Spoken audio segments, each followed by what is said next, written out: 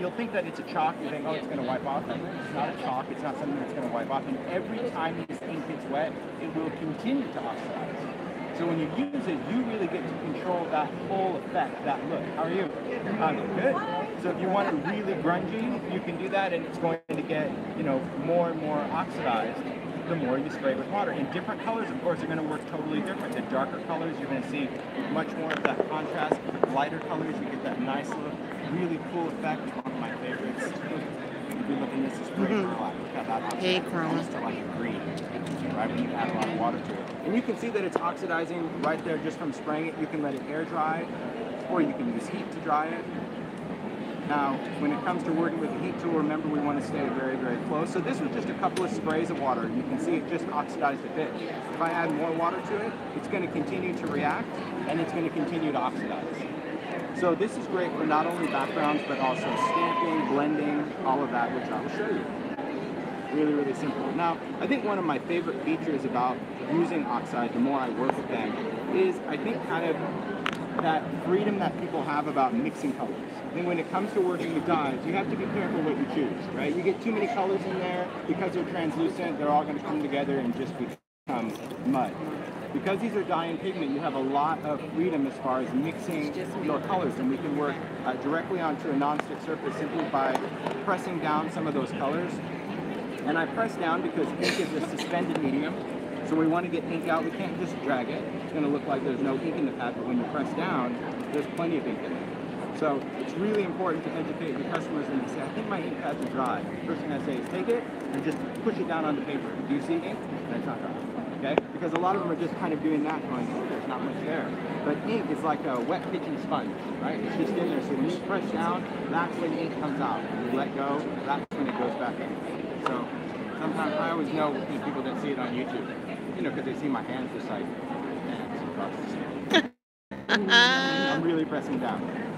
All right, let's do a little bit of brown here, and we'll throw in some squeezed lemonade. Squeezed lemonade is really, really a good color. So, a lot of colors. Yeah, squeezed lemonade really brings that bright, bright yellow. Are these your new colors? That's a new color. Okay. Yeah, so we've got this, and you can see that when it comes to the difference between wild honey and squeezed lemonade, there's that orange, and even when you get into fossilized amber, it's really that dark color. So every launch of oxide, there's a method to my madness. It's like, okay, what is the next little channel that we're missing that we need? So I'm going to spray this with water. You're going to see that that color really comes to life. And you can work with any kind of paper. You can work with watercolor. I like to work with mixed media heavy stock just because it's a pretty durable paper. And I'm just going to go in and make a print first. Just get some color on there. And then I'm going to go in and dry it. Okay? Really important thing to remember when you're working with any type of ink medium, any kind of ink. Wet on wet blends, wet on dry layers. So if it's wet on wet, it means when I pushed in that paper, see I didn't get any ink there? You get what you get and you don't throw a fit. Don't go back in and double dip. Because if I went in there, right, if I said, oh, I missed that corner, I'm going to go in there with some blue, that blue is going to then hit this, that's going to hit this, and I won't have orange anymore. I won't have this color, it's just going to turn into mud. So you have to just stop for that second, dry it. It doesn't have to be crispy dry. It just has to be dry enough where you don't see puddles on there. If you don't like the look of something, so if you're like, oh, I don't really like that, then just touch it, get rid of it. Now I can go back in and decide, okay, now I want to put some blue there. There we go. Now I'll put a little bit there. Next layer, dry it. Doesn't mean your second layer is going to be pure magic. See there? So every single time you just go in, flip it over, and what I always tell my students, once you look at it, commit. Just dry it. You can always go back, but if you kind of get in your head about, oh, that's not what I want. Look, I still don't have ink there. You'll get there, but you can't get there all in one layer. But look at how these new colors, look at that aged mahogany coming in there, right? So that pretty. Carved pumpkin, that really bright color, and of course, loving working with the Little Mermaid Lagoon, and this deep pink color, that of course is that little bit of blueprint sketch. Also keep that in mind, the colors that you're using. If you have really intense colors, and you put a lot of it down. No, he doesn't. It's not in Atlanta. It's just here. This is the Creativation. So I don't know his schedule. Choose the way your colors go down.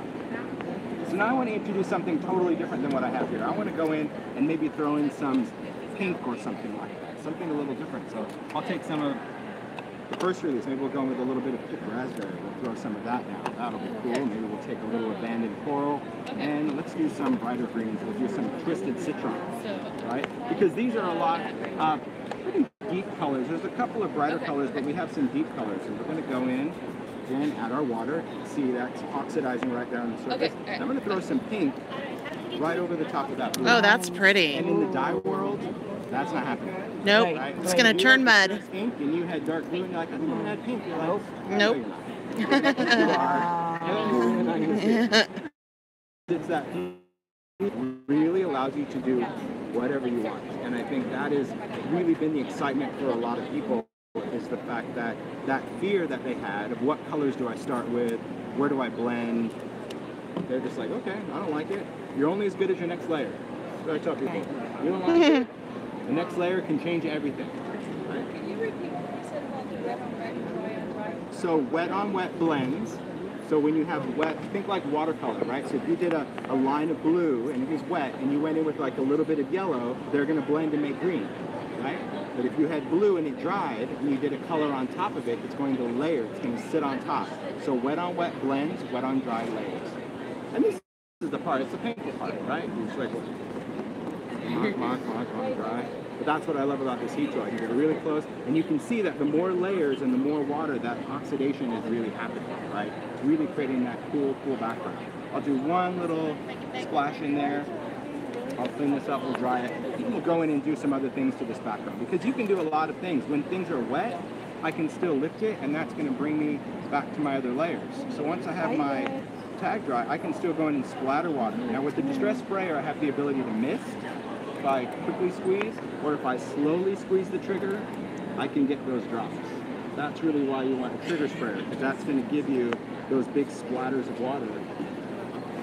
And then when I go in and These are available at like Hobby Lobby, or you can go on the Ranger website and you can get it for 15% off. If you sign, I am not a designer for him, I'm just watching the demo, but that's how I do it.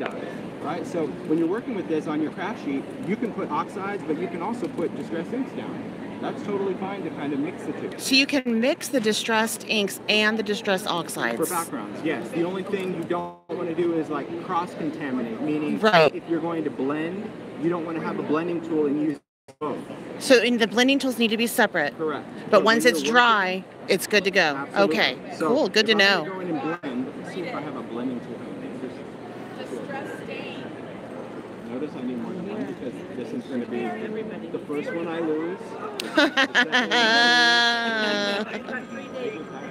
I've got one for every day. I think I can't lose more than one a day. I can't believe you don't have one for every color. Because for my inks, with my distress ink, Perfect size to store on the bottom. Underneath each tool. Okay. You just go in and grab it. Technically, I have it, right? On my oxides at home, I actually went on Ranger's site and print out the little color chart. I take little Velcro dots, stick one in each color, and I do have my foam then stuck to that sheet of cardstock for my colors. But that was also another reason why I did the blending brushes, because the blending brushes are also a whole different way that you can apply these inks that just really give you some freedom. So here I'm going to press down, because remember, if we need ink out of the pad, we must press. So when I see these people doing this, now you're just going to put some ink on your blending tool, I'm like, no, you're not. I mean, I think you are, but you're not going to really get enough ink on there. And now I'm just going to work from that outer edge, and here I can really amp up that pink, right? If I want to go in with that. So that allows me to fill in the blanks. So all those spaces that you didn't get, or those effects, or maybe you think, you know what, I want a little bit more blue there. And I'm just going to tuck that under. You really don't have to worry about it, and then it just sits right under there forever until you need to use it. We'll take a little bit of maybe some Mermaid Lagoon. And see, now I can throw in blue there, but if I was so particular during that printing phase about getting blue there, it would look like mud. Right. So that's why I said just kind of get the effect that you like, then you can go, and I could have done this with oxide. So I could have gone in and blended with oxides if I wanted to. And it looks like you have your blending tool at an angle. Is that correct? I have it at an angle because it's going to catch the cardstock, and see, then it's going to tuck under the paper. Right. See that? Right. You just have a slight angle. That's why it's designed to rest your hand on it. Okay. Some people think they're driving a sports car when they're blending. You know, they're like doing that, and then you get those circles. But if you just kind of rest your hand, then you're able to pull ink from the mat, any non-stick surface onto that. But the dye, that's where we're getting those really vibrant colors because we're going straight dye. So that's what I said. You could blend with anything, but just because you have a new toy, I tell people don't forget the toy box, right? Just because we have oxides doesn't mean it's all about oxide. Oxides are even better when you pair them with distress ink or distress stain, because now you're getting that intensity of the dye, that little bit of pigment. And that's just a cool background. So other things we can do, we'll talk about doing a little bit of blending. So these are the distress blending brushes. Now the blending brushes are sold in 2-packs. I've gone in and just painted the line. Okay? Oh. I have to think of a better way. I'm not totally happy with this way, but because these just come in a 2-pack and it's silver, and what they are a brush. Okay, it is a natural brush that is designed for applying inks in a different way. Okay, it was inspired by a makeup brush, but this is going to be a little rough on your face. Okay, this is not a. It'll exfoliate if you want. Yeah, this is not a soft brush. It's really designed for ink, and I can use it with oxide, or I can. Those are my resistant ones. Let's go in here. So I'll show you some cool things that we can do with the brush. Maybe we'll just take a layering stencil. Let me just take a stencil off. We'll use that one. All right. Now, I could go with my blending tool. Now, you know, if you're blending, to try to kind of go into a stencil is a little challenging. You can do it, but a couple things happen with a stencil. Besides the circle, that foam really likes to catch on those little plastic pieces. And that was the thought of, okay, what's another way that I can apply these inks? And yes, I was inspired by a trip to Sephora, and I saw those fancy makeup brushes. I'm like, that's pretty cool, but because I've seen a lot of ink brushes, but the downside to an ink brush is you throw it in a bag, and this ink is everywhere. Yeah. It's all over the bag, it's all over the handle. But more importantly is how I can control this, because I've seen again in the makeup world, you guys have a lot to choose from. It's overwhelming. Different brushes, big brushes, fluffy brushes, little brushes, thick brushes, short brushes, long brushes, and I'm like, angled brushes. I just need a brush. And then I can kind of figure out what I want to do. So here's the cool thing about the brush, and I'll start with distress ink just to show you that. I can take this. Oh, I should probably pick the pink one. Let's stay organized. See, I color coded them, but I'm not really going to be good at that. All right, so I can take this, and this piece slides up. Okay? That's what's going to protect the bristles. So what I can do is That's so smart. And I can get ink on my brush. I can go in where my stencil is, and I can just go in and really be aggressive. I can pounce that out, right? But let's say I just wanted to go in with a little bit of a detail color. So here I'm just adding that nice soft layer. I don't get any lines, I don't get anything. I don't have to worry about a circular motion, because you can see that this is flaring out, right? You can see that? But let's say on this, and these are just natural, so they're just going to continue to shed, but it's not going to leave you with nothing. I've used mine to death because I thought, oh boy, in about a week I will have like 2 little bristles. No, it's good. When you're finished with it, all you do is slide this up. That's going to allow you to then put the cap on, and then it locks closed. Okay, so you don't have to worry about putting the lid on and your bristles flaring out. But if I wanted to add another color, like maybe I want to go in and add some yellow, add some wild honey to that, okay? When I'm using the brush, if I don't want to add that much color all over the place, I have the ability to slide this where I want. Oh. See how that keeps the bristles where I want? And that's what this ring is for. So this is going to allow me to say, okay, I want my bristles to be a little bit stiffer. I'm going to put my finger on the other side of this ring, and now I can go in and just control. That is so cool. Where that color is. Right? Oh my God, that is so cool. So you get to control how much brush you want to use, right? By either really fanning that out or saying, okay, you know what, I want to go in and clean this. And the beauty of this is that you can change from color to color. You could have a set of brushes for your oxide and a set of brushes for ink. Hello. Hello. But we can also just go in and we can clean this out just on a baby wipe. Because this is a natural bristle, everything will come out. So if you didn't have a set for inks and oxides, this is one thing that you can go back and forth, wipe it off. Oh, okay, that's good to know. You don't need to run it under the faucet or anything. You can have one Just set wipe of it off. blending brushes, and as long as you wipe that off, you're good to go. So for me, it's just a whole different way. And then when I close it, remember, I'm going to slide this up. And this is designed to slide. So whenever you slide it, you just want to hold it. There's those little bumps right there. You're going to put the lid on, and then it's going to... I need bells in my life. How do those come in? Do they come in a set 2-pack? Okay. And this is the same tin as the mini ink pad. So, I you just took the the plastic tray. chucked it, and then I have 7 in there. So you have red, orange, yellow, green, blue, purple, brown. Done. There you go. Brown. It must fit the 7. It must fit brown. Put that in. But you can see that the effect so soft. It really gives you that ability to fade that you can't achieve with a blending tool. So it wasn't oh, forget the blending tool, that was so 2017. No, it's not that. We still need blending tools. We need blending tools for 90% of our work. But when we want to create these effects, especially with stencils, especially with those soft layers, the blending brush is really good. And even if you're not, there's some people that are just so blend challenged or just afraid of blending, right? Because of too much pressure, any of that. We can still go in with our brush and we can take our inks and you can still go in and use it to actually, here I'm gonna go in with some oxide. I can still go in and create that look much, much easier. Yeah, there's just people that are just freaked out. They freak their freak, they watch YouTube, they're like, hold the hand, and they still just can't get it. End up with the line no matter what. No matter what. And this just really allows you to go in and create that effect. And again, if I want this to be darker, there you go. I'm going to get those bristles a little bit more intense, and that's going to allow me to build that depth. That's so cool. So you still get to control it. Well, here's what we did. We close the lid. Okay, let me clean this one off first because I have oxide and I don't want to go into my ink. You just have to wipe it. It's done. Done. So all we did when they're closed, take washi tape, which I know is really scarce in everyone's world. Like, take some washi tape, wrap it around this side because there's that little bump right there. So we wrapped it around, took paint on a paintbrush, painted, waited for it to dry, peeled off the washi tape, done. Boom. All right. Totally. It's nice. It's so good. Paint. Anything that sticks to metal has to stick to metal. So distress doesn't stick to metal. So you need. I use distress paint. But, I would probably use like really nail polish. Yeah. And the reason I would do that is because distress paint it scratched off. Like when these rub together, you see they start to they'll kind of scratch off. So it's not totally permanent. So I'm like I need like an enamel paint. So if you have nail polish in every single color.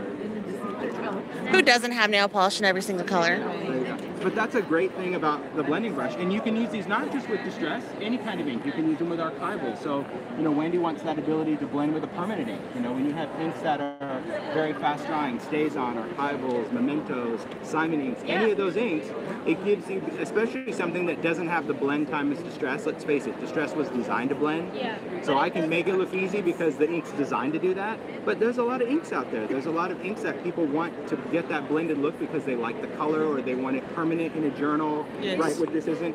So this brush now allows you to go right in the middle of that page and go to town without worrying about that, right? But when we're doing the edge, we're still going to want that because if, by the time I did a journal with this brush, I need a nap. That's what I'm saying, because it's very quick. I think in our world when we hear what's new, like we just want to totally forget what we have. It's like no. In my world, I think new means use this in addition to what you already are using. It's just a whole nother convenient tool, not an instead of. It's in addition to it. All right, so now we're going to talk resistors. Okay. I know. I love this stuff. That was very good. I learned some hard lessons, I'm not going to lie. I learned some hard lessons when I was testing it out, what to do, what not to do, but now you don't have to because I've done it for you. So I can already tell you what you shouldn't do and how you can ruin pretty much everything in your creative space. Oh. Oh yeah, that was a whole lot of it. I told you that yesterday, right? My whole MacBook, my whole computer, the entire top of it was like covered in orange peel. It was bumpy to where we had to scrape it off with the blade because resist spray is the only way to describe it is like a sprayable glue, but it's not a spray glue.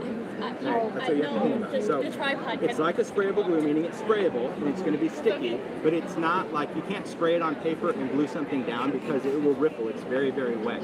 You can't spray it on fabric like spray adhesive because it will soak into the fabric.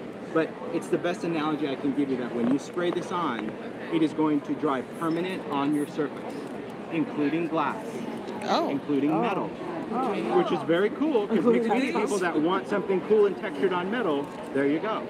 But wherever you spray it, it's going to be permanent. So be aware.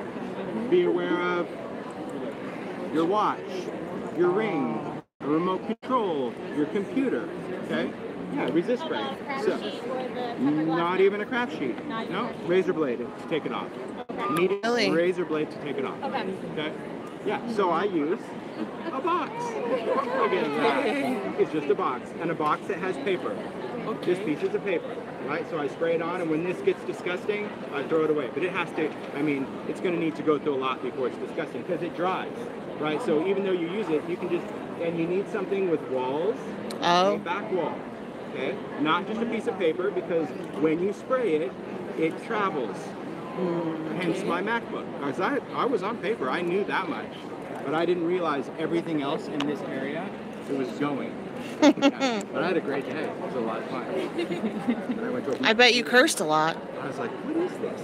I sprayed it with water, cleaned up my, and then to take a blade to your top of your laptop. That's scary. Please don't.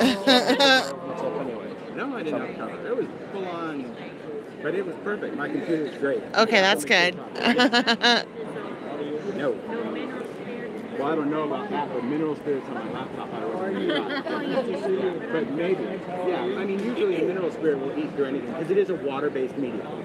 So it is water-based, all right? But what's cool about it is that when you use it, you can take a piece of paper, all you're going to do some watercolor paper, and you're just going to take it, you don't have to shake it, you don't have to do anything, you're just going to spray it on. Now, if I slowly spray it, and if you can get it to do that grip, I can get bigger spots. You see that? So I can create those bigger drops, but it's really designed to give you a nice mist. Now, when you're done with this, all you need to do is take a baby wipe, wipe off just that little nozzle. You don't have to take it out, you don't have to flush it out, you just have to wipe this, because we don't want it to dry with a little film, right? Because then, my sister's over here. It's her first time seeing the world. Aww. What is it you do? I'm like, oh, she come down and see. You've got a converter. Yeah, interesting. So that's, I'll just say this here. So that, when you're putting that on, all you have to do is wipe the nozzle. That's it, okay? So I know that before, when you think adhesive, you're like, oh, I need to unscrew it, flush it out. No, this is also a heat stable medium. So its drying time, pretty quick. It'll dry in just a minute or so, but you can also use a heat tool. It's very stable. It's not going to blister, it's not going to bubble. No, but we're going to get it to bubble. You watch, I'll show you. We'll do something else that will get this thing like a cauldron. Oh, it's so good. All right, so it's dry, and when it dries, these are all done too. You can just feel them before I do anything. It's got a texture, okay? So this is not, when I mentioned like that it was a glue, it's not going to go into the paper. It actually sits there and creates a really cool kind of bumpy, very light. It almost reminds you of embossing powder. It was like orange peel, right? It has that feel, right? It has that like orange peel thing where it's not super bumpy, but it's got some texture, and the more you add, the bumpier it's going to get. But what's nice about this is that this is texture. That's really amazing. So when I go over it with an ink spray, any kind of product, and I do the same with my ink sprays, right? Anything that I spray, I wipe off the nozzle. Why not? Because ink has resin. Everybody's ink has resin, okay? And resin just means that it's thicker than the actual liquid. And so if you just do that, you never have to worry about mica sprays, anything clogging up. So you don't have to be super particular. You can just go in, and let's go in and add a little bit of blue, as we can. There we go. I'm going to add a little bit of water to create movement. All right, so if you just add that little bit of water, that's going to allow you to create movement. And I say movement because I just like to give my surface just a little tip, because that's going to get my colors to do kind of the unexpected, right? I think sometimes when people use ink sprays, they spray, hey, Eris, how's it going? With ink sprays, you spray, spray, spray, spray, and then when you dry it, you know that you spray, spray, spray, spray. So you can put your colors wherever. You saw that I did that, but one little bit of water and just give it just a little bit of movement, you get these really unpredictable blends that when you're finished, your background actually looks like a background. It looks like you went in with all these crazy colors and watercolored it. And you can see as it dries, you can see that resist coming through. Those little mists. And I'm just going to go in, I'm going to dab off. Because if it looks like sludge, it dries like sludge. So if your ink is brown on the edges, it will not turn into a beautiful color. Ever, it's gone. It will dry like brown. So just take it off, and it always goes back to its base color. Oh, right? it does. You can see that blue was there. So when you blend with ink, sometimes it goes to the outside and you're like, oh, it's like, that's okay. Before you dry it, just touch it and it will take off that top layer, but you're still gonna get that color that's underneath, right? We can go in, we can mop some of this off. We can leave some of that ink on there, or I can go in with a baby wipe and I can remove some of that ink to really bring up that resist even more. But now I've got this texture. Ooh. And it's on there. And you can see it actually kind of reflects the light. And that's just the light misting. I can go through a stencil if I want to go through a stencil. Now, when I use a stencil with this, I spray, and then when I'm done with this, it goes into water. I have just a tray of regular water because I don't want the liquid to dry. If it's wet, it'll come right off with water. Okay. Right? If it dries, I'm sorry. Yep. you made that call, not me. You know? You decided like, oh, I'll just let that dry, which could be cool. I know that Dina would just like let it dry and get it textured and yeah, she'd like use pencil. Yeah, she'd be like, she'd end up cutting it. Or she'd be like, yeah, I'll go for texture. But that's all I do is when I use it, I just go in water because it is a water-based medium that just dissolves with water. So that's the easiest thing. Let me show you another cool thing about it and what I really love, and that is embossing. I think in our creative world, there's so many great embossing cutters that come to market. I think in mixed media, like we're getting more and more back into embossing for so many different reasons. And this with embossing. Oh, wow. Mind-blowing, huh? So, yeah, this is going to sell a lot of products. This little thing is going to sell a lot of those little jars. Oh, people are going crazy right now. They're like, where can I buy it? Because once they see it, they're like, oh, I need it. All right. So I'm going to spray it over here, and I'm going to emboss it over here. Okay. Okay? Because this is important, because you're doing kind of two things, and you think you want to do it because your powder's here. Deny. Get back over in the box. All right.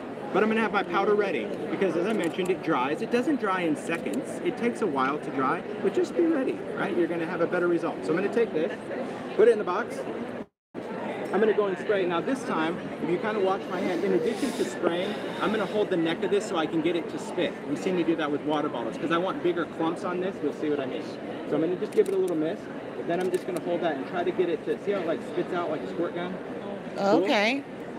Just wipe off the nozzle. Put this back. It's not beat the clock. You got time. Just going to pick this up. And now I'm going to take my embossing powder and I'm just going to add my embossing powder. And my embossing powder is going to stick wherever that was. Okay. So this was just a little splattering. Once the powder's on there, you're good. All right? So if you're making several, go back. You don't have to heat emboss it yet at this point. We will need to heat emboss it, but don't think, oh, I got to get my heat gun on or it's not going to work. You're good. Once you have it covered in powder, I'm going to do another one to show you that you can create some real nuggety bits. Really good. Let me put this powder back because then I should have brought like a bigger landing sheet. Well, you know, yeah. I'm not. That would require thought and planning, and you've lost me on both of those words. All right. So now I'm just going to go in and I'm going to spray this, but I'm going to be a little bit more generous with the sprays, right? So I'm going to go in, I'm going to spray, but I'm going to spray quite a bit. See how I just did like 3 sprays in the center, still do my little bits. Okay? Wipe that off.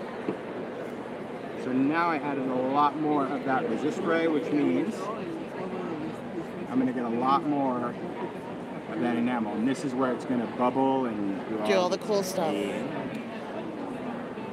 Because you need to see that, you know, whenever you learn a technique, you need to see different variables of it, right? Because that could be very cool on a background.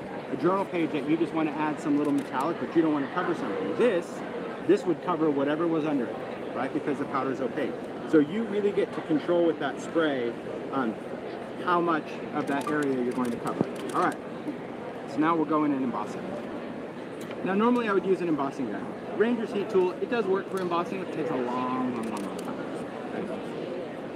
But one of the tricks is if you hold up your paper, okay, anytime you're embossing, whether it's an embossing gun or not, you're allowing the heat to pass through it, and it will emboss it in half the time. Okay? Because if you hold it flat, 2 things happen. 1, you've got to wait for the entire table to get hot before it embosses, and 2, your paper curls up like a chip, right? That's because heat rises, right? So when this is flat, you've got heat. Heat's trying to get out, and that's what's making your paper curl. So if I do this, you see my tag is staying totally flat. But look at these little nuggety bits that are happening. Yeah. I think it's going to be a while. Oh, look at that. So when you start heating this, this actually is going to still keep the texture of the resist spray. Okay? Because normally when we emboss, back in the day, if we wanted thicker embossing, we would have to use a thicker embossing powder, right? You don't need to worry about that because the resist spray, that texture that you felt, still is there with the embossing powder. So now we get the texture and embossing powder on top of that texture, so now it feels like really thick enamel. To be able to do that with your embossing powders, your rust, or any of that, and this is still going to resist. So I could do this at any time. I could do this and then ink it, or I could have inked it and then did this. It makes no difference what you want to do. But this surface, this nuggety surface, I can pass that around, I'll work on this one. This one, because we have more concentration, you can get this thing, especially if you have an embossing gun, you can get this stuff to just sizzle. It's very cool. And kind of blister and pop, which is cool. I mean, not pop splatter, but like... No. It gives it a really nice bubbled texture then. Yeah. This one is just, it's a much nicer heat gun, so it doesn't torch it as much. But you'll see in the middle when it starts melting, it's still going to give me that orange feel. So even though it looks solid in the middle, it will not emboss solid because it's all those little dots. Look at all that. Holy moly. Imagine just doing this on like the cover of a journal or doing this and then die cutting gears or something. Holy crow. So good. So yeah. I mean, I did the spray because I wanted it with ink, but then I thought, man, this stuff, it stays for a while. Like, it stays wet for quite a while. Let me see what else I can throw on it. I put glitter on it. Fantastic for glitter. It'll hold glitter. Nice. Really? Absolutely. Does it rub off afterwards a little bit? Not really. Not really? Because Cool. as long as it's wet enough that the glitter can kind of embed into the sticky, you're good to go. Nice. That's cool. Do That's a not good stamp thing. with it. No. Ruin your stamp. Nope. Nope. No. I don't care how fast you are, your stamp will never be the same. Okay. You're welcome. Learning from experience, we see. I thought, wouldn't that be cool to stamp with? Yeah. Aww. And I had water ready. I mean, I chucked my stamp in the water, but I don't know, it's something with rubber and that, and then something with polymer and that. It just Didn't work. But now you know. Thank you for saving my stamps. Yeah. Because I thought it worked on the plastic stencil, it's got to be fine. No, that's how you learn. You learn by doing. Luckily, I designed stamps, so I just had to call Ted and be like, Ted, I need you to send me another one. This thing is wrecked. Yeah. But look at that. I'll try to tip it so you can catch it in your video. Can you see that texture? It's beautiful. Ridiculous. So when it was sprayed and you saw that solid mass, it really wasn't. That resist, all those little dots from that resist spray, that is your texture that's on there. That's what's crazy. So even if you just did that on paper and then embossed, just die cut it or did anything, you've created this texture that you really can't get with an embossing paste or anything like that. No. And it still doesn't add even that bulk to it, which I find No, it isn't. really, really Yes. cool. So I think there's a lot of great things that you can do with the spray. Can well you beyond just show doing that?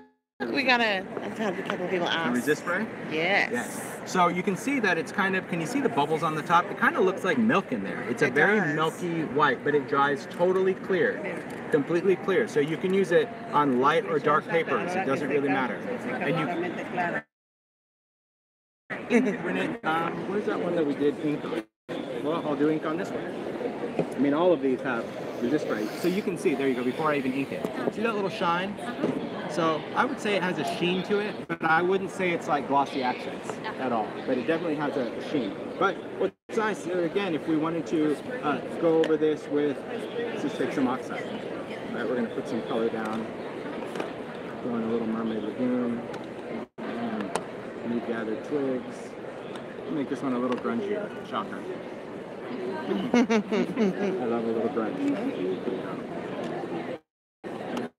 I do like to set this aside because sometimes I think it's a spray bottle. I've done it all.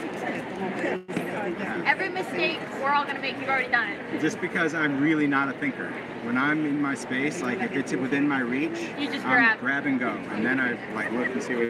Thank you, Paul. All right, so I appreciate there's it. our oxide. And you can see right away, see those little white dots showing up? It's like it's instant. It's there. And even oxide, something that has pigment, I thought, ooh, I wonder if the pigment's going to cover it up. But because it's dye and pigment, like acrylic paint would cover it right up. But it could be cool, right? You could still spray it to a stencil like a flourish and then go over it with acrylic paint, and it's going to make it look like it's got that little bump, but it won't resist acrylic paint, okay, because it's too thick. But this, it still resists. I suppose if you would wet down acrylic paint, it would probably work. Yeah, with fluid techniques. Yeah, as long as it, yeah. Oh, look at acrylics that would be popping great. through. Yep.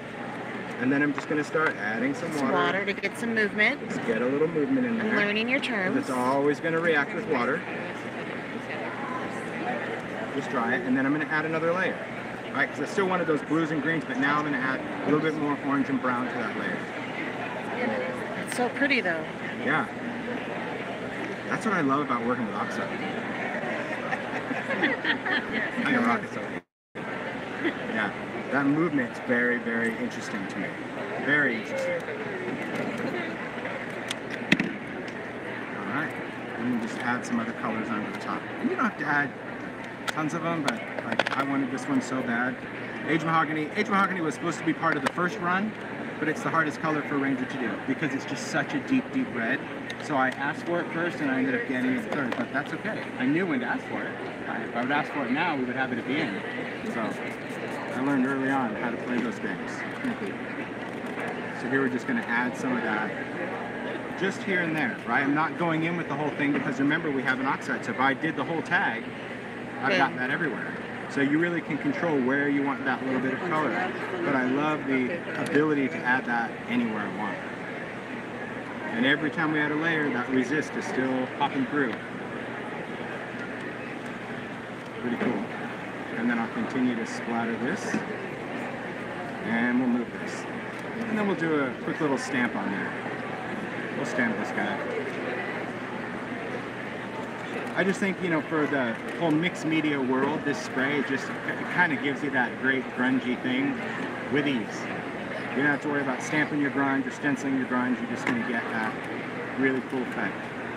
So we'll go with a platform, do a quick little stamp on there. Call it a day.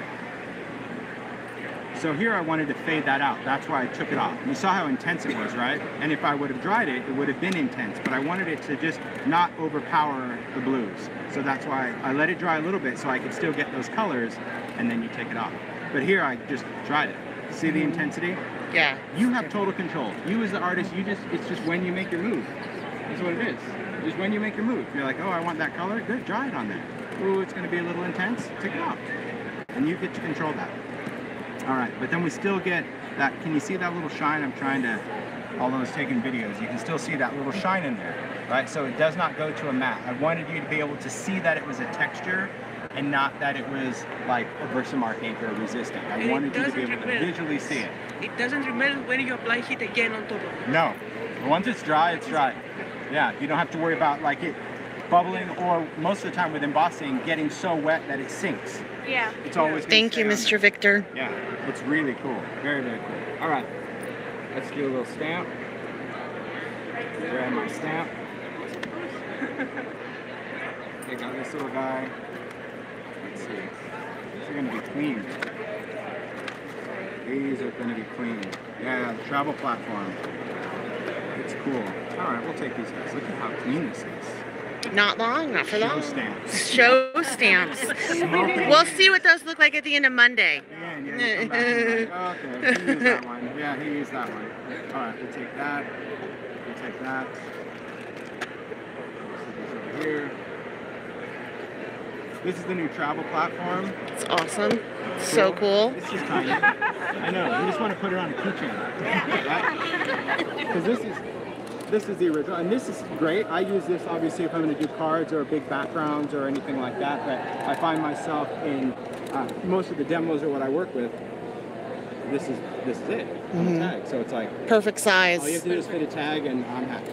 Yep. Just like fit a number 8, fit what I normally work on. But obviously, as great as this is, I just want you to keep in mind it has its limits, right? If you're making a card and you want to use like Glorious Bouquet, that's really not going to happen here. Oh, yeah.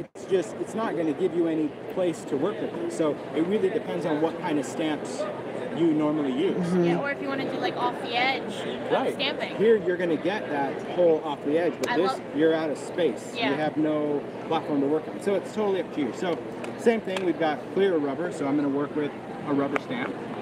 So I'm going to put that in, and I'm just going to take it. We have that same base that's going to be magnetic. Now, when you're working on the resist, what you need to understand is that it's still going to resist. The stamp so if you image. stamped it in ink that you applied the background, it's going to resist that ink. Okay?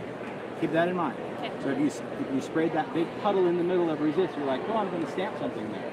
No, you will, but then you're just going to wipe it right off after you're done, right? So here I'm just going to go in and say, okay, I'll put this little guy here, and now I'm going to kind of position him around that resist. See what I mean? So I can see where my resist is. So I'll put him here. I'll take my little text. I'll put that there. I'm just going to close it to transfer this. And then whenever I stamp with words, I always like to flip it and just check, right? I'll use this grid that's here, right? Just to kind of see if my text is going to run parallel to my grid line. Right? Because sometimes this is printed, but it doesn't totally match up with that. It's like, oh, it's close enough. All right. It's close I enough. really like that you have the lines etched. I find that so much Well, more they're actually molded, so Okay, you can't molded. get gunk in there. Yeah. Yeah, But that's I like important. that because it's not like screen printed like some of the other ones. Yes. And it's rubbing off then, you're Yes. losing the grids. So the only thing you can't use on this is mineral spirits and nail polish.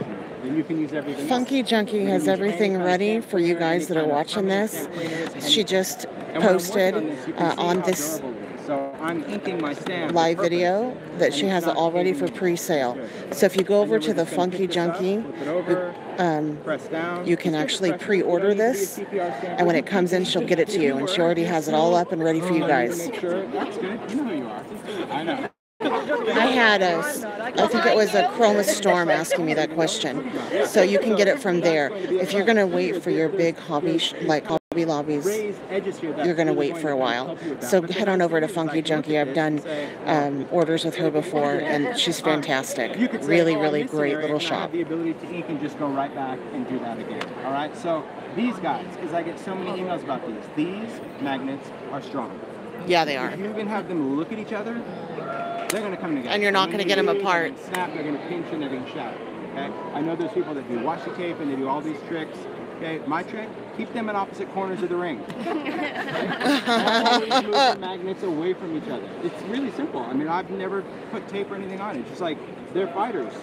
They stay in opposite corners of the ring at all times, because once they get together, there's a battle. And usually you're in the middle of it. Yeah. Ouch. I feel your pain. It's a horrible sensation. Yeah. So this, you would use any kind of stamp cleaner. I'm not going to clean it till the end, and my stamp cleaner choice will be hand sanitizer. That is what I use. Hand sanitizer? Hand sanitizer. For your Hand platform? sanitizer. For anything I would clean in my craft space. Even your rubber stamps? It doesn't dry them out? No, it's hand sanitizer. Because it is a gel, it stays wet longer, because when you put rubbing alcohol, it's your first wipe, the alcohol's gone. You gotta do it again. So you put a little squirt of hand sanitizer. It comes up. Gone. Yes. That's really good to know. Thank you. That's like, that's it. This is clean in my book. I've never, cleaner does not meet the standard, ever. Not even sanitizer. Like wipe it off, that is clean. And this is permanent. So when I wet this is not going to re-wet. It's going to be. So that's all I do. I'm gonna wipe that off. Take these off, put them away. But now we've got that little guy, and that little guy can still be collage, splattered, washi tape, a million things. If you were to use the page in the hot side, though, you would clean Just with water. with water. Just with water. Yep. But if I, Because it's all... correct, water with water and solvent, you just wipe off. Absolutely.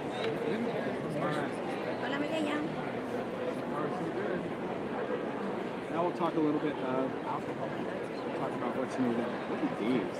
Those are good, huh? Yeah, let's ink this real quick. Because, you know, when it comes to working with embossing powders, you know, embossing powders are plastics.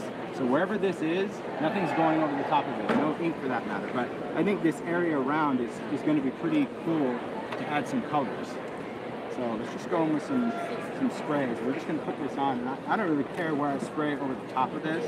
This is still going to give me just some great movement.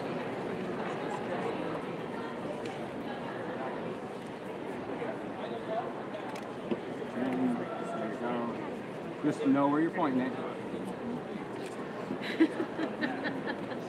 You've never done that for real? No one's ever sprayed themselves? We've all done it.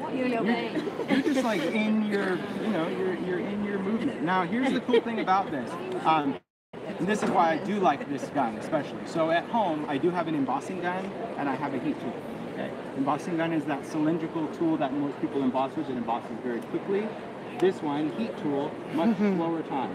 I love this because when I go and I go over my ink or embossing, I don't have to worry about this stuff remelting right away. Because remember, we have embossing powder on it now. So if you only have an embossing gun and you're trying to dry ink and you go in with a towel and you try to dab it off, that powder is probably going to go with you. No, it's going to go with you. Yeah. So that is one of the benefits of having this, is that I have the ability to dry the ink, but now I can get, because the ink would have never dried on there. Even if I would have dried it with a heat tool, if you touch it, it's water, it would have come off the plastic. So.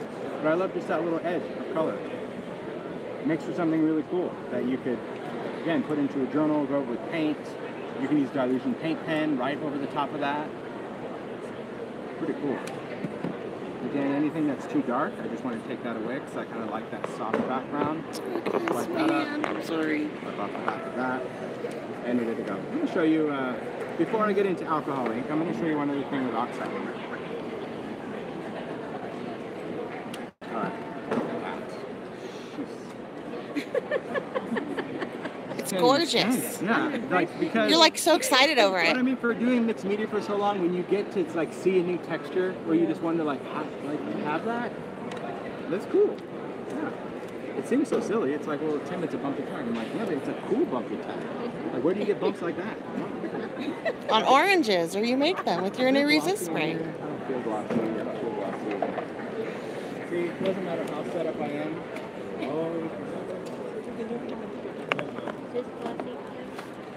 No, that's Yupo. So yes, but no. No, it's glossy, but not for what I'm trying to achieve. Because there's so many. Yes. Did they have rays when you showed them? Yes. No, I painted those. Yeah, so They the come with blending a ray, but you brushes, can fit them. Yes. blending brushes are like this. Ah, So it has that silver ring. Oh, okay. It's all raised. Washi tape, acrylic paint, then you know what it is. Okay. Yeah. Victor says you're just super. To figure that one out. It only took 3 weeks of me opening the lid, closing it, right? And then I put the dot on the top because I thought, oh, I got this. I do that with my other ones. Where's the top? See the top. So I ended up taking them all out anyway. And I thought, okay. Good idea. You think I have it all figured out. It goes through a lot of, oh, let's figure this out. No.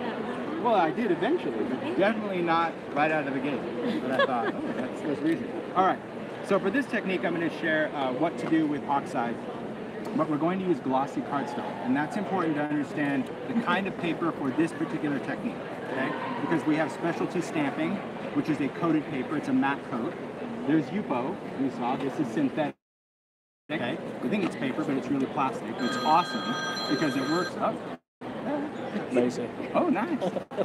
So Yupo is very cool, but it's really great for alcohol inks and other backgrounds. But we've got this great synthetic paper. I love Yupo. If you love stencils and you have die cuts, this is your friend. Because you can take any die cut you own and make a stencil from it. Because you can take any thin die. That's a good idea. Because if you've ever tried to cut plastic sheets with a thin die, it does not cut through. It pushes it, and you take it out. This thinks it's paper, okay? It will take any kind of ink, but it makes killer stencils, right? And then you use it indefinitely because you get it wet, and then it just wipes right off, right? So anything, you use it again and again. But for this, it is important that we have alcohol ink. Now, alcohol ink cardstock, we also call it glossy, right? It is a coated paper. It's a clay-coated paper. Glossy on one side, matte on the other. Can you do this technique with photo paper? I've had luck with some photo papers, but a lot of photo papers are so emulsion-based that they get very sticky when I do my background. So I really need to preface that. I've shown this, people go, oh, wait a minute, it just didn't work. It didn't work. I'm like, but did you use alcohol ink cardstock? No? I'm like, strike one. Yeah, like, not even out. So what we're going to do is do exactly how I've done other backgrounds, which is I'm just going to take my colors of ink and I'll apply them to my surface and I'll make a background from it. And you could do one color at a time. Sometimes when people do backgrounds, they really don't like to put everything down at once. Sometimes they like to put a few colors down and layer. Whatever your strategy is, it totally works, okay? I just like to get some colors down there and then figure it out later. All right, we're going to go in, we're going to add some water. Glossy side down. It is important with the glossy paper that you work on the glossy side of the paper. Right. I've taught this technique many times. There's a lot of mine didn't work. And it's like, okay, you got your glossy paper, check. Then work on the glossy side. Strike two. Yeah. Okay. And we're just going to dry that. Same rules apply. We're still going to dry our layers on this. But glossy, because it is clay-coated paper, and I say that because it's alcohol ink cardstock, it is not emulsion-based like photo paper, so it never gets gummy, it never gets sticky. That color is actually baked into the clay. That's why the paper was so significant. Now I'm going to go back in, I'm going to do another layer. And you'll see that on this one, the color goes on pretty intense, but then as it dries, as it oxidizes, you'll see it start to fade. It starts to get really light, which is cool. They will be made with the technique. I know it. Cool. This technique is awesome, right? This technique has that. What just happened? Yeah. All right. We go in and add some more colors. Add some dark red. Add a little bit of pink. Let's go in with some greens. Don't be afraid of your colors. But think of your workspace. Whatever workspace you work on, think of that as a palette. If you have a large area, you can pretty much compartmentalize where you want to put some of your Yes, products, it's Yupa right? paper. You can put stuff over here. And we'll use a little, let's use some Yupa. Here we go. All right. There we go. Spray. You're And welcome. Same thing. I'm just going to make a print. Ooh, that's good. That's good. All right. You're only as good as your next layer. I told you that. Sometimes things go through a lot of ugly. So you're like, I don't like it. I don't like it. Okay, keep going. Just keep going. Keep going. Yep. Yeah, We'll get there. As long as you dry in between. You're good to If go. you just kept going on the first one, well, you're going to end up with a lot of ugly no matter how many times you go in. It just won't happen. Just going to add a little bit of blue there. I think I want a splash of yellow, so we'll go in with some preserves. And just, let me get some of that. Okay, I'm happy. Okay, we're going to dry this. Now, Oh, just that's in itself- pretty. Thank you. Sorry, I'm sorry. I didn't mean to interrupt. No, you're like, not interrupting. I love that. You need to say thank you. I want to feel your praise. I love okay, it. affirmation. There you go. Because you're saying what I'm thinking. I'm like, It's yeah. good with it. Yeah. I have no filter. I have no filter. Just say it. Okay. It's the best. We're all in the same creative world. I love that. get these. It's very cool. All right, so at this point, just to review what just happened, okay? We went from a paper Hi, Tina. Hi, Becky. that was glossy, okay? So this is glossy cardstock, okay? Very important to understand. Not UPO. Glossy paper, glossy cardstock. Oh, it's not Yupo? Not UPO, no. It's glossy. I was Right. wrong. So in Glossy. Ranger's world, it's called alcohol ink cardstock. And the reason we called it that is because when we said glossy paper, we sold glossy cardstock. Everyone's like, oh, I have something glossy. But not all glossies are created equal. Some are laminated, some are photo-based. So alcohol ink cardstock, you know, is a clay-based paper, right? It's very shiny. It's something very dull, very almost chalky-like, right? Now, the oxide is totally different because unlike regular paper, it has that clay coating. So when I wipe over this with my finger, I'm getting some of that oxide on it. See? That kind of chalky, weird finish. Which brought me to my, I wonder if I could take it off. So the first time I did this technique, I licked it. I just, Okay. I did. I just I had stuff on my hands. I was gonna lick my fingers, but these were worse than that. So I just wanted to see like what would happen. It's non-toxic, but I want to tell you my process because people go, how do you figure this out? I just thought, I wonder if, because as I was touching it, I'm like, this oxide's coming off. I wonder what if I took it off? Well, I licked it, and the oxide came off, but then it oxidized again because it got wet.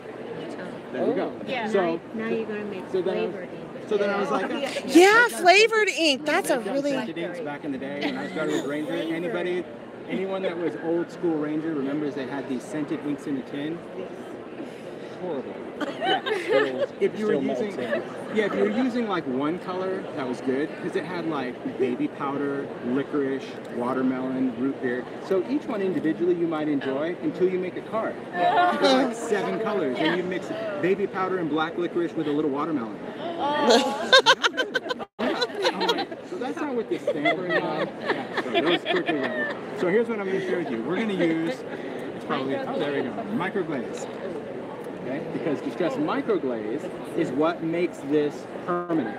you put distress microglaze over any distress, and it will make it permanent. So something that will normally react with water, if I put microglaze on, it now makes it totally permanent. But microglaze also has this really interesting effect to kind of make this surface not only permanent, but it's going to keep it from reoxidizing because we are sealing it, in a sense. Does that make sense? Yep. Okay? Because if I put it on regular cardstock, right?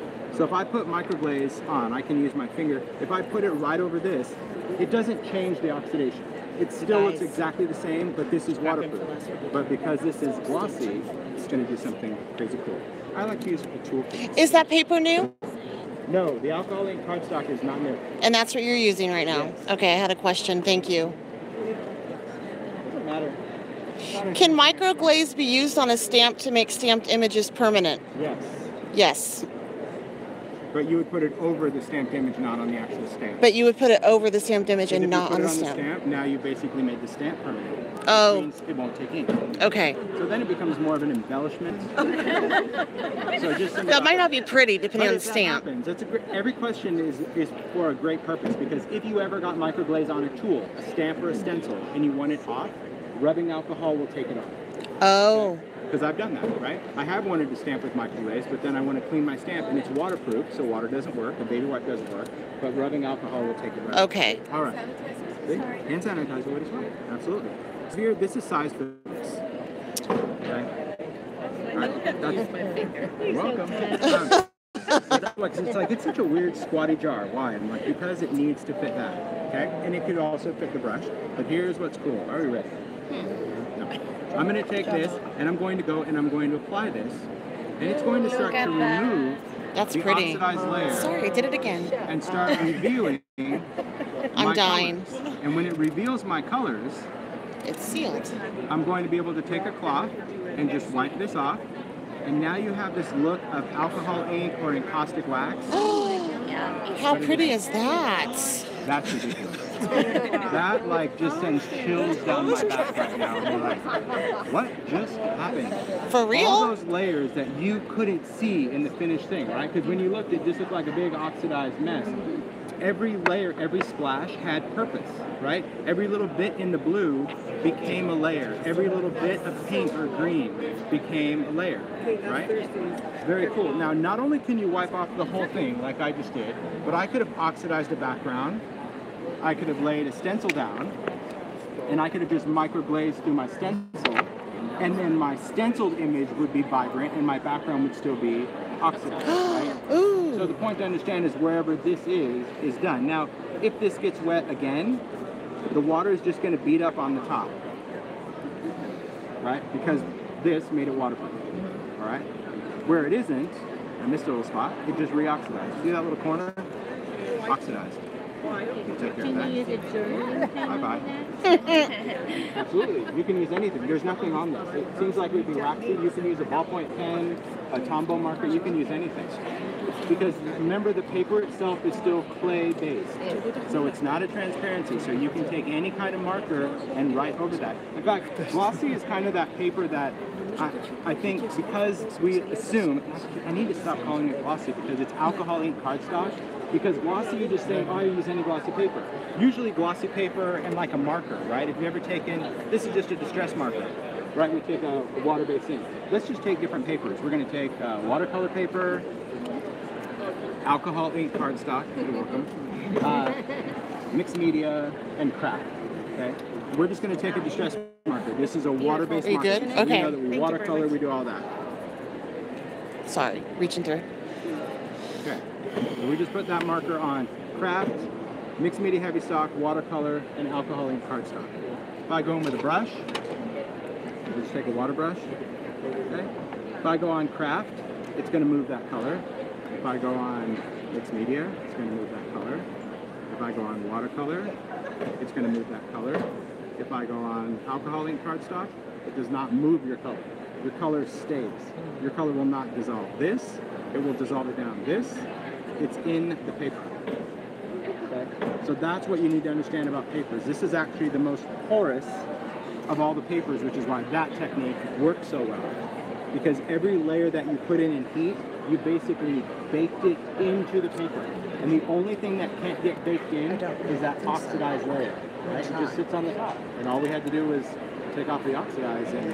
It seems it should be the other way, that it's not... I know. Yeah, that it wouldn't even stick there. Yeah, you would think that on glossy, as soon as you touch it, everything's gonna, all the color's gonna come off.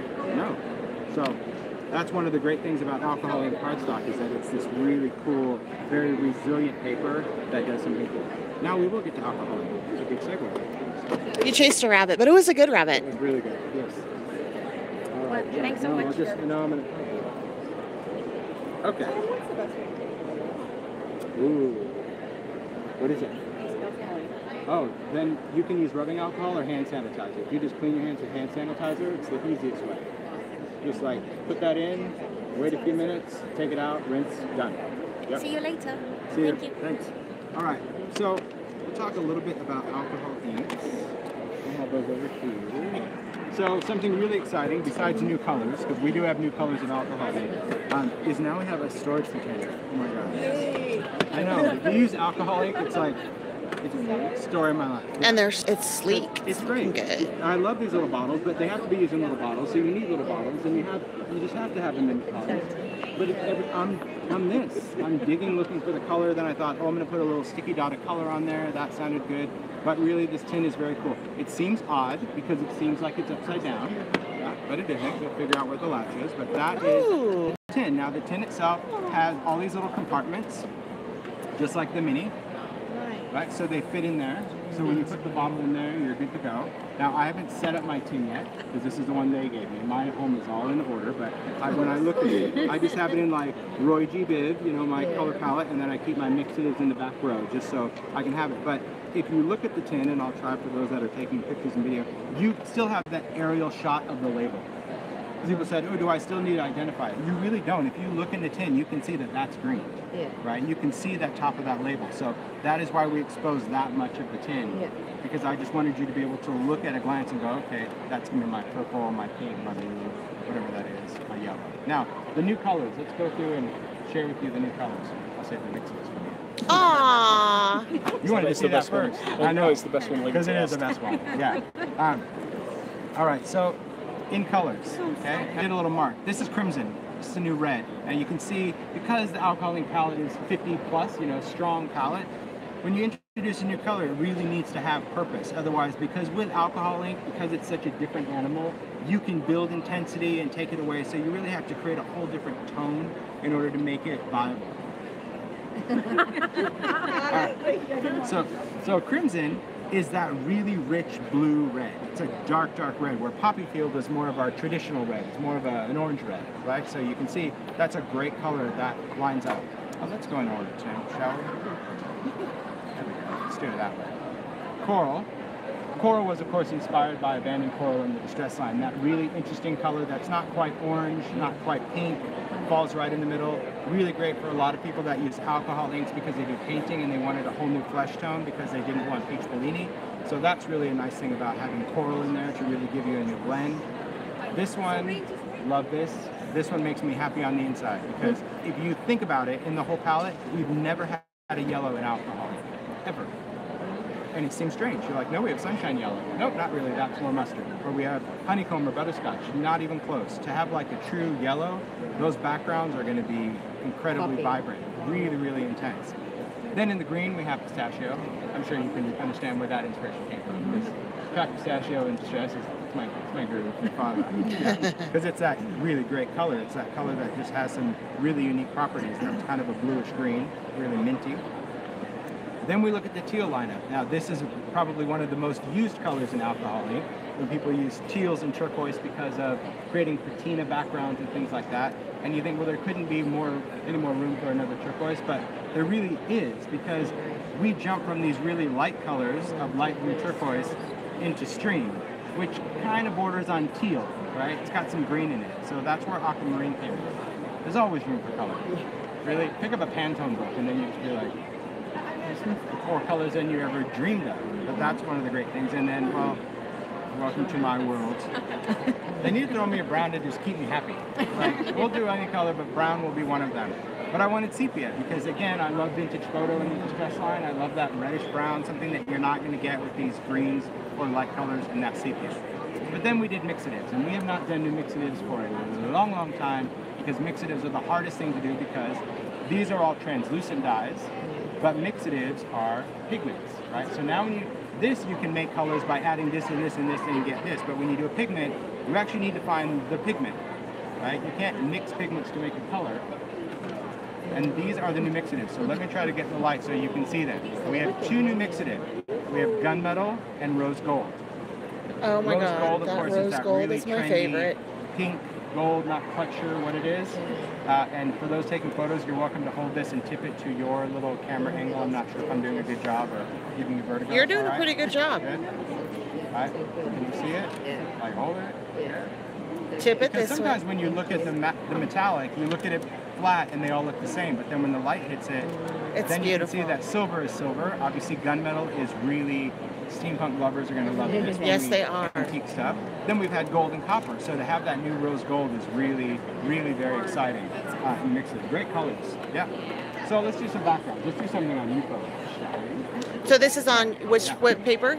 I'm going to Yuko? use Yupo, but then I'll also show you alcohol ink cardstock. Which Okay. is what we did that last Okay. one. Because these inks are designed for slick surfaces. Okay? Alcohol inks are a solvent ink. They are fast drying ink. They have a drying time of anywhere between 5 to 7 seconds. They are flammable inks. So you want to work in a well-ventilated area when you use alcohol inks, simply because it is not our friendly water-based thing. Now, people ask all the time, can I use these with? And the answer is no. I don't care what you're going to ask if you can use them with. They're designed to be used in own little arena. The only thing that you can use them with are anything solvent, like rubbing alcohol, alcohol wipes, that will work well. But if you try to introduce water-based mediums into this, they don't play well. They just don't. So I know that there's people that are like, oh, that sounds like a challenge. I'll do that. Go for it. Have a good time. But you're just going to go through a lot of product. And that's really why we really try to, when we're releasing products, always think about this line, because it's its own thing. So it needs its own torts. Now, the inks can be used fluid, which is what we're going to do first, and then I'll talk about the palette. One thing new in the alcohol line, in addition to the tin, is just creating a mini tool, right? So you can still use the rectangular tool, but we had so many requests because now everyone's just loving the mini blending tool. They're like, can you make an alcohol ink one? I'm like, it's the same handle. But they wanted felt cut in a circle. And I will say that that's not fun, right? I can cut rectangles all day long, but cutting circles out of felt, Cut 'em really good. there you go. So that's really why, so instead of just doing the felt, which they do, felts in a pack, they're like, well, if we're going to do that, we're going to also do some tools. Okay, but that's cool. I like that. So Yupo, synthetic, it's a plastic, and it's also a paper. It has two. And the neat thing about alcohol ink Yupo is you can use other mediums on it. You can use colored pencils, your markers, you can use anything, but where it really shines is alcohol ink. And it's quite different than alcohol ink cardstock, which is why I want to do it side by side, because if you've used these alcohol inks before, but you've not tried this new substrate, you're really missing out on some crazy things that this can do that this cannot. All right, so let's start with some colors. And I'm not just going to work with new, I'm going to use whatever I feel like. But I will use, I'm going to use some rose gold. All right, so in our world, and I think I'll use a little bit of gold too. In this is the only alcoholic product that you need to shake. Okay, it's a mixative. It has a mixing ball. These you don't need to shake. They're dyes. They're not going to separate. But these guys, you always want to shake them up, and you want to shake it really well until you don't see a lot of sludge at the bottom. Okay, that's how you know it's mixed up. And every time you go to use them, you have to mix them. So when I'm working with alcohol ink, I like to get them going, because sometimes this little ball gets stuck in the nib, and you'll shake it, and you're like, where the hell did it go? It's not there, and you got to give it a couple of dunks, but it's in there. It needs to mix. Okay. Now there is another mixative. There is Snowcap. That's a whole nother animal, but this will turn anything into a pastel. This will turn anything into a cream, which is pretty neat, but we won't use it right now. Now, when we work with these inks, I prefer to try to do your best keeping the caps together. Especially, the new set is not bad, but what happens over time is you're going to get alcohol ink that goes around the lid of this, right? And then it will get inside the lid of that. And sometimes, if you're really picky about your inks, you can tell I'm so picky.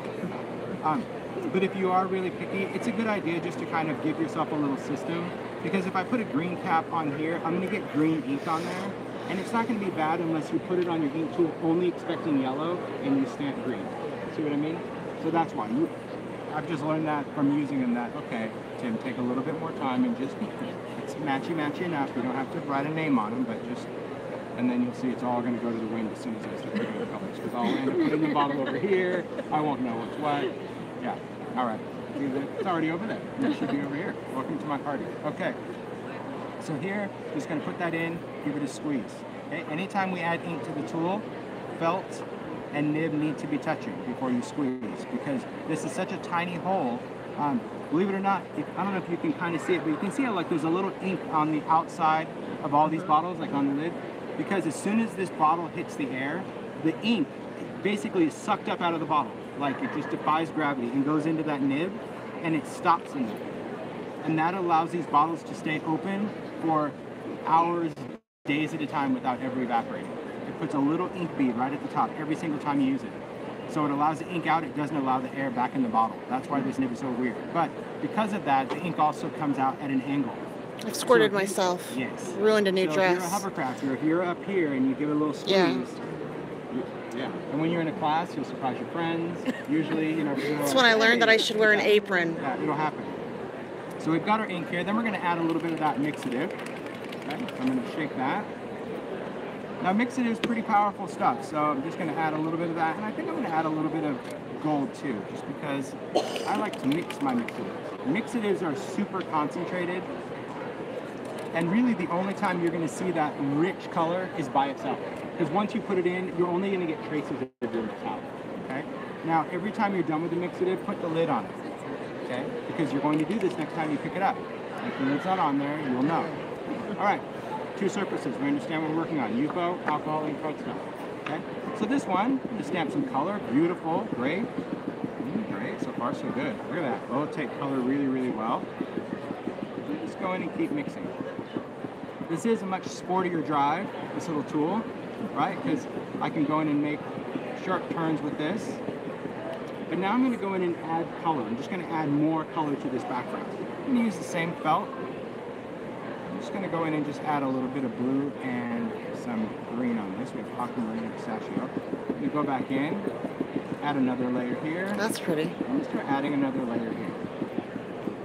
Okay.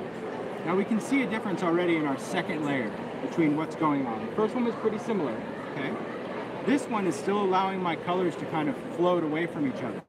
This one is just kind of getting intense.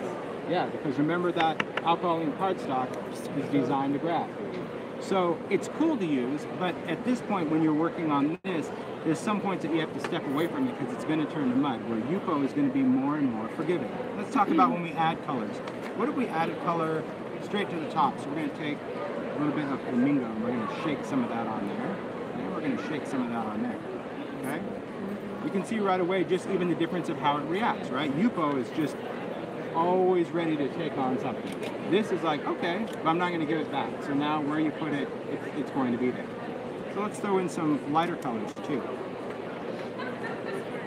Same thing if I go in just with some yellow, some of that red line. Even that is going to create these beautiful pools of color. But we're not done. Neither one of these is really a lost cause. Because what we have to do is we have to blend. Blending solution is to alcohol ink what water is to watercolor. It is what makes the magic. And this is a big difference between using isopropyl alcohol, because just rubbing alcohol, if you put it on there, it will react, but it's going to act more like bleach. It's just going to go right to white, okay? Because the alcohol is going to take everything there and say, get out of the way. Blending solution is this base with no color.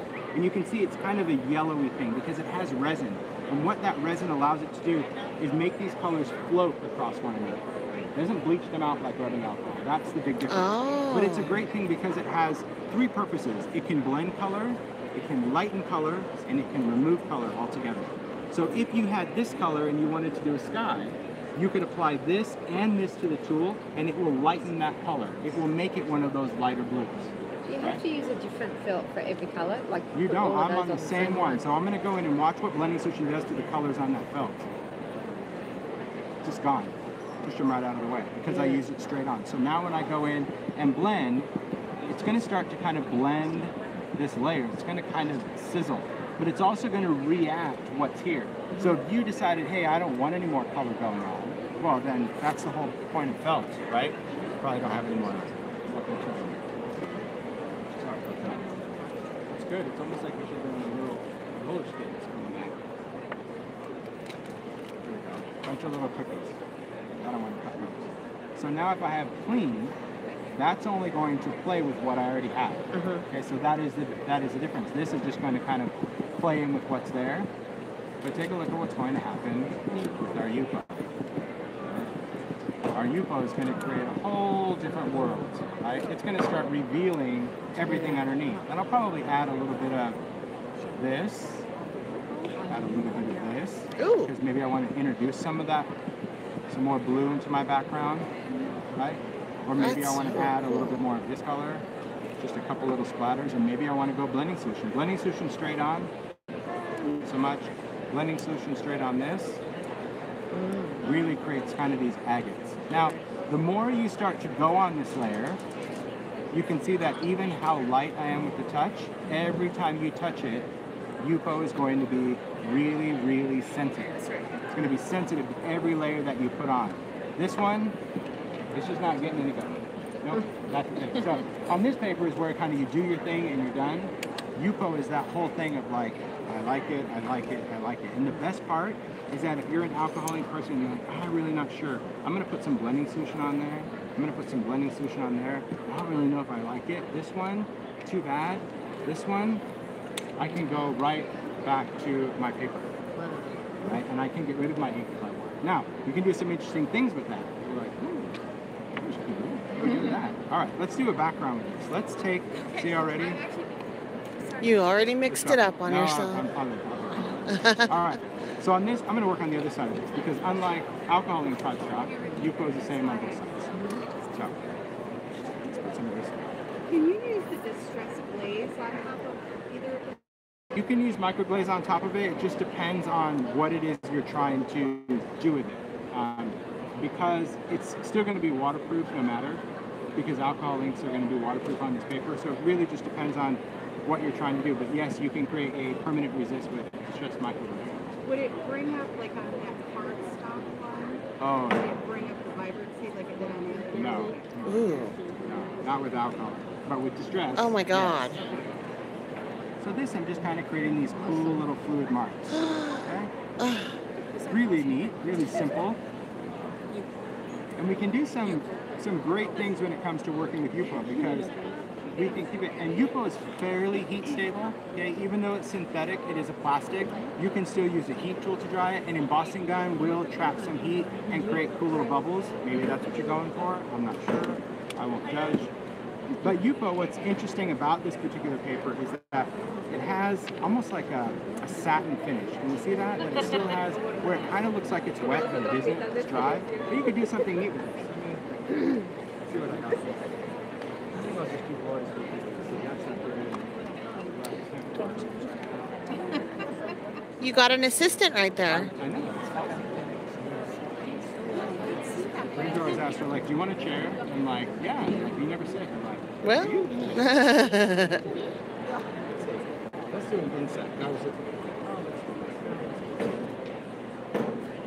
do a couple of others. Because we can and we should. All right, that'll be good. That'll be interesting. Let's do this. All right.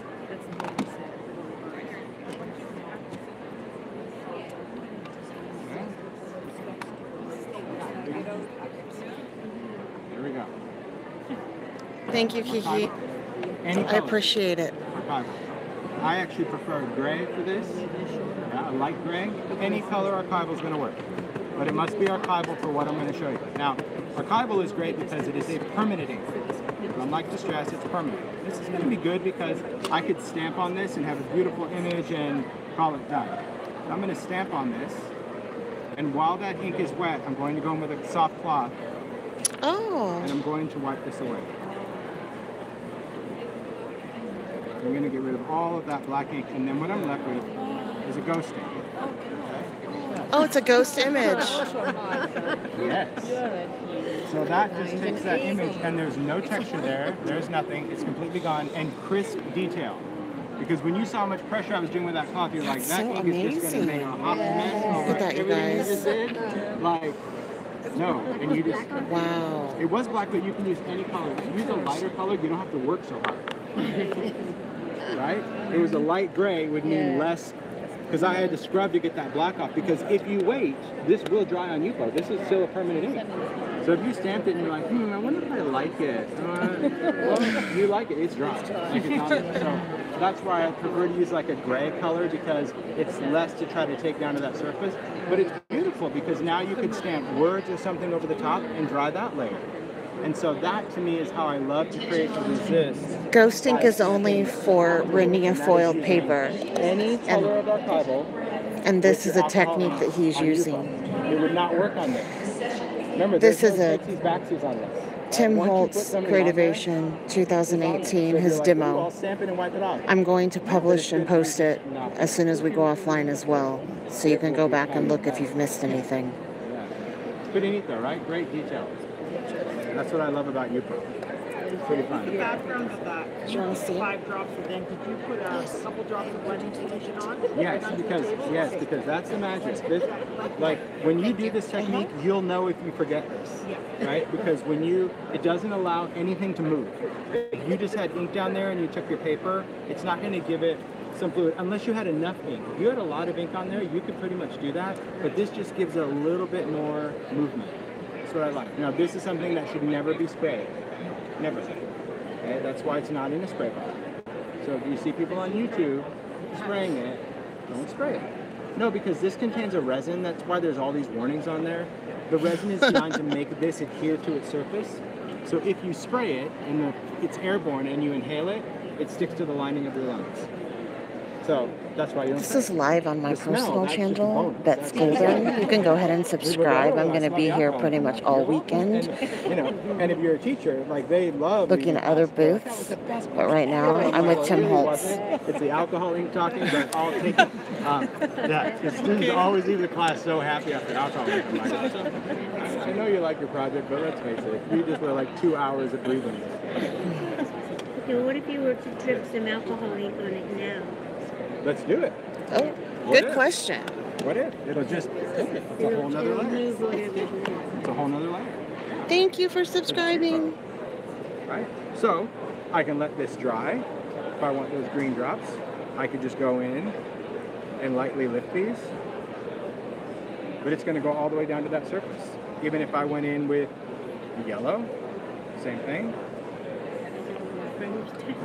Anything like that. What happens if he drips alcohol ink on top of that image? Translucent inks, that yellow that's going to sit on top of that pink, it's going to create its own color if I don't take it away. The reason that came clean is because I took it away. I took what it's mixing with. But here, yellow and blue make green. There you go. Yellow and pink make orange. So those drops are changing its color. So again, like I said, you're the artist. You get to pick. You're like, do I want to leave it on and create a new blend, or do I want to touch it and just have yellow dots? Because that's what's going to happen. Blending solution will go to white.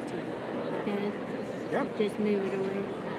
It won't reactivate it. Sure it does. Well, it reactivates it, but it moves it out of it. Yep.